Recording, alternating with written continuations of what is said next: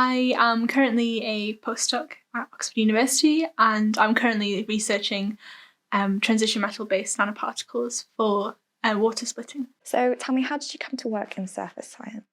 So it really started during my PhD, where, again, I was looking at the electronic structure of transition metal dichalcogenoids, and I heavily used X-ray photoelectron spectroscopy to characterise them and really understand their properties and how they act and behave in certain systems or devices.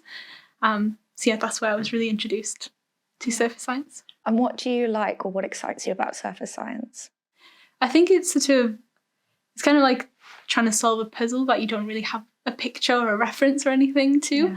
Yeah. You kind of connecting the dots between how they behave to their intrinsic properties, and I think it's that sort of problem solving that you really have to do. And sometimes it's intimidating when you're going in blind, but when you get to the answer, it's really exciting. Yeah, lovely. So have any female researchers acted as role models for you during your career?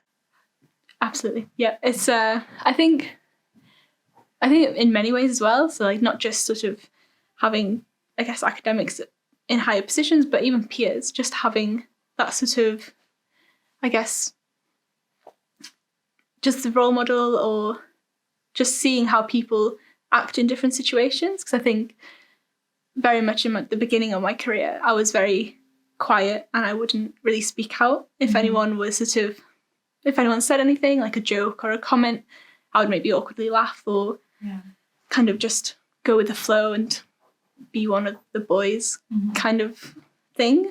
And sometimes just not seeing myself reflected in the people around me was so difficult to kind of see myself going ahead in the field. But just having that sort of, I guess, just experience of seeing other people manage the situations and be like, oh, it's okay to be me, and I don't have to fit in this box just to fit in. I can be myself and a researcher, and a good one as well. It doesn't have to be, I don't have to be a certain demographic or a way to be a good researcher. And I think those traits I was kind of keeping in to not be stereotypical are actually my strongest things that I bring to the table. So so it's kind of an ability to bring your authentic self to work. And I think that's a really good case for, D&I in general, in that it's the kind of inclusion part of the diversity, right? Because you can bring women to the table, but if they don't feel comfortable to be themselves, then they may not be bringing these really valuable ideas. Exactly. And it's, I think,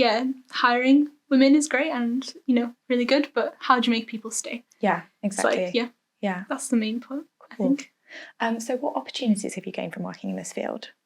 So I think my favourite opportunity is I've just met so many people across the world, like they just from different backgrounds and cultures, and I think how that's just made me better as a person myself, just being so aware of people and just what makes them themselves. And I think even as a researcher, I think that's really important to have been able to do that. And I think that's sort of things I try to be mindful of, and it's just my favourite thing to meet people, because people are just so interesting.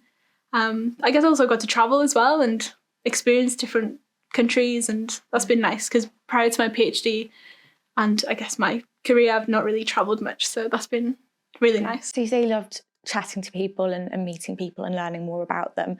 Do you think that as an industry or a field, do you think that's something that maybe we neglect as scientists, getting to know each other on a personal level? Can we be quite single-minded in our research? I think so, 100%. It's just knowing things about people, or like, if someone needs to go and pray at a certain time of day, don't schedule in a meeting at that point. But then, again, it's just like an example, but I think it's so important to just be aware of each other personally as well, because we're people. We're not just researchers, we're not robots, we're people. So, and I think that's usually the more interesting side of things as well. It's for sure. So what are your next steps?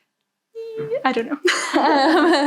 It's I definitely really enjoy surface science, and I think that aspect of like being able to problem solve and bring different things to the table, I think I really enjoy that side. But I definitely know whatever I do, I really want to carry on my EDI work and just be able to make somewhere better than I found it and better than I came into it, and just to make people feel comfortable to be themselves, because it's so empowering when you have representation and people who look like you and, you know, you can relate to.